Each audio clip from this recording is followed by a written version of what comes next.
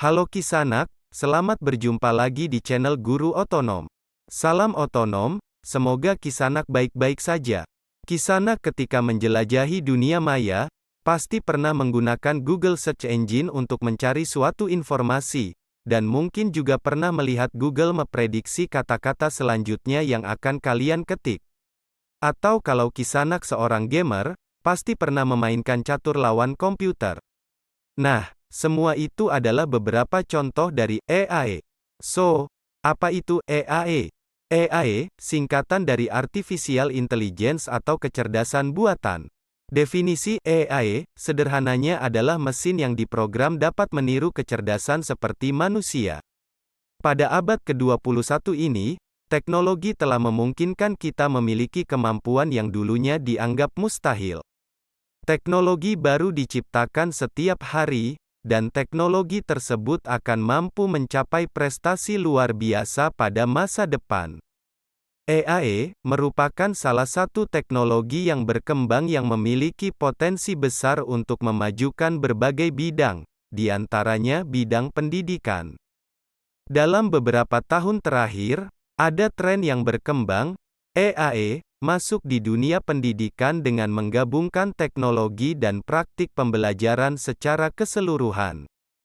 Sistem manajemen pembelajaran, gamifikasi, pembelajaran dengan video, virtual, dan augmented reality adalah beberapa contoh bagaimana teknologi AI telah masuk di dunia pendidikan. Untuk itu mari kita bahas tentang dampak positif AI terhadap pendidikan. Mari kita mulai.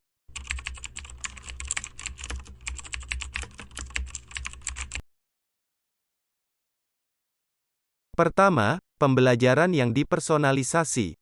Maksud dari dipersonalisasi tersebut bukan yang berhubungan dengan kejiwaan ya, yang artinya suatu perasaan aneh.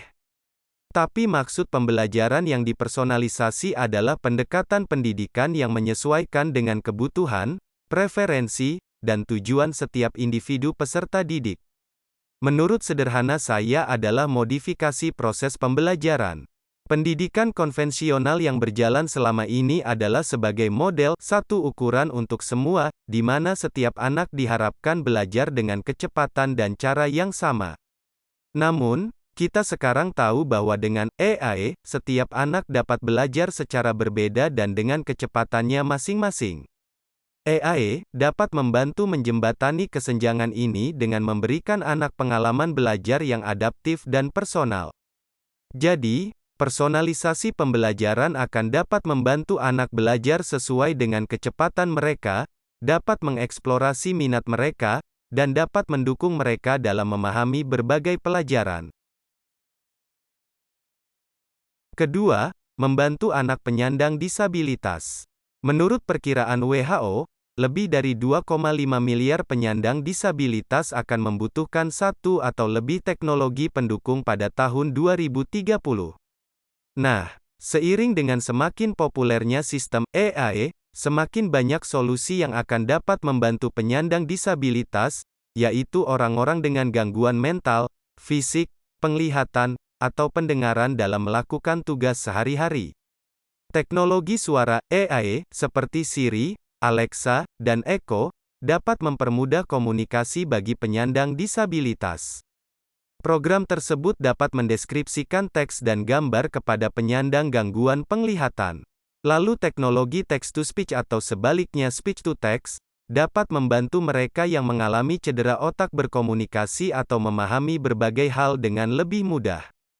Salah satu aplikasi Parrotron dari Google, sebuah alat AI, yang memungkinkan individu dengan gangguan bicara menerjemahkan pola bicara mereka yang terdistorsi menjadi percakapan yang lancar.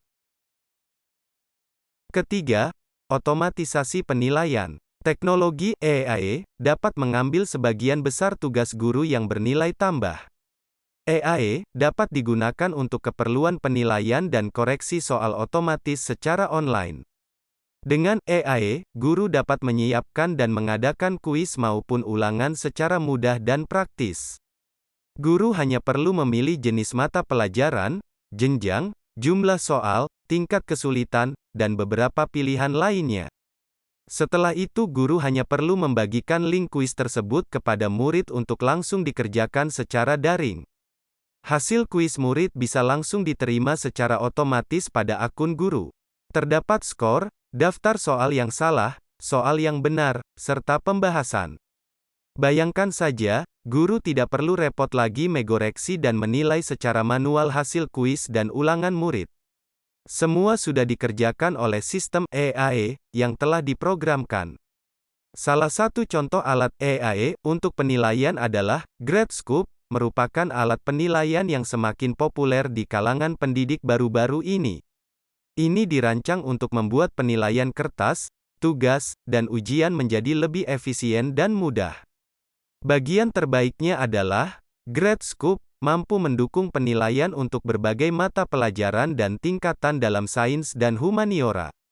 GradeScoop juga memiliki pemeriksaan plagiat, yang membantu guru dalam mendeteksi karya yang tidak otentik tanpa harus keluar dari platform. Canggih bukan? Keempat, akses pembelajaran 24x7. Perangkat lunak yang didukung oleh AI, membuat pembelajaran dapat diakses oleh semua murid, kapanpun dan dimanapun. Setiap murid dapat belajar dengan waktu luangnya sendiri, singkat dan lamanya belajar, dan dapat belajar dalam waktu 24 jam kali 7 hari karena sistem AI dapat beroperasi terus-menerus tanpa istirahat, libur, atau tidur. Selain itu, murid dapat memperoleh akses pendidikan yang berkualitas tanpa harus mengeluarkan biaya tambahan lainnya. Chatbots yang didukung oleh AI, salah satu contohnya adalah OpenAI, alat yang dapat memberikan dukungan dan bantuan pengguna secara instan tanpa memerlukan kehadiran manusia secara konstan.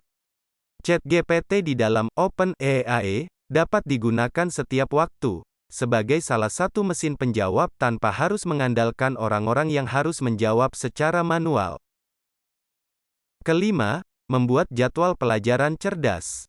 Dengan algoritma AI, dapat menganalisis data kebutuhan siswa, ketersediaan guru, dan penggunaan ruangan untuk membuat jadwal kelas yang efisien dan efektif. Misalnya, bayangkan sebuah sekolah membuat jadwal secara manual, pengelola sekolah harus memperhitungkan ketersediaan guru, jadwal siswa, dan ketersediaan ruangan. Namun dengan penjadwalan yang didukung AI, Kisanak seperti memiliki asisten pribadi yang dapat melakukan semuanya untuk Kisanak dalam sekejap. Algoritma AI memperhitungkan semua data dan variabel, seperti ketersediaan guru, jadwal siswa, dan penggunaan ruangan. Ini menciptakan jadwal yang efisien, adil, dan mempertimbangkan kebutuhan semua pihak yang terlibat.